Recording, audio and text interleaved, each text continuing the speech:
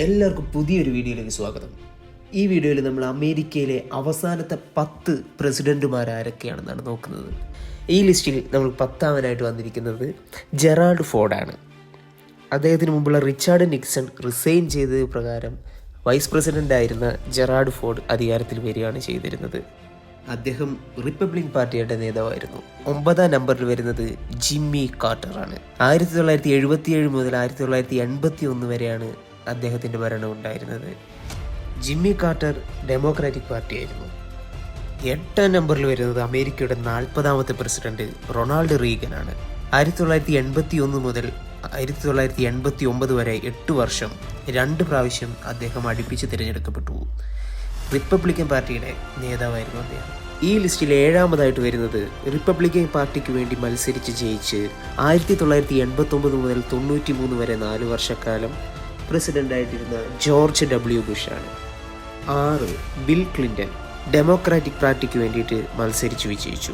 1993 മുതൽ 2001 വരെ അദ്ദേഹം അധികാരത്തിലുണ്ടായിരുന്നു. 5 George W Bush 2001 Republican party അധികാരം തിരിച്ചു പിടിച്ചപ്പോൾ ജോർജ് ബുഷ് തന്നെയായിരുന്നു വീണ്ടും സ്ഥാനാർത്ഥി. 2001 മുതൽ 2009 വരെ അദ്ദേഹം ഭരണത്തിൽ തുടർന്നു. അതായത് 2 പ്രാവശ്യം അടുപ്പിച്ച് വിജയിച്ചു. ഈ സമയത്ത് നടന്ന വേൾഡ് ട്രേഡ് സെൻറ്റർ ആക്രമണമൊന്നും ആരും മറന്നിട്ടുണ്ടാവില്ല എന്ന് കരുതുന്നു. 4 ബാരക് ഒബാമ ഡെമോക്രാറ്റിക് പാർട്ടി ഭരണം തിരിച്ചു പിടിച്ചപ്പോൾ 2009 ബാരക് ഒബാമ അധികാരത്തിൽ വന്നു. പിന്നീട് 8 കൊല്ലം 2 പ്രാവശ്യം അടുപ്പിച്ച് ബാരക് ഒബാമ തന്നെ വിജയിക്കുകയും ചെയ്തു.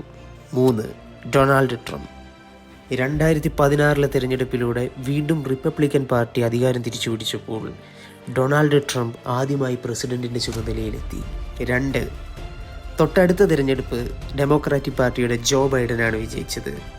1 ഈ വർഷത്തെ തിരഞ്ഞെടുപ്പിൽ വിജയിച്ചുകൊണ്ട് റിപ്പബ്ലിക്കൻ പാർട്ടിയുടെ ഡൊണാൾഡ് ട്രംപ് വീണ്ടും പ്രസിഡന്റായിട്ട് വന്നിരിക്കുകയാണ്. 2ാമത്തെ പ്രാവശ്യമാണ് ഈ ലോക പൗരൻ പദവി അദ്ദേഹം അലങ്കരിക്കുന്നത്.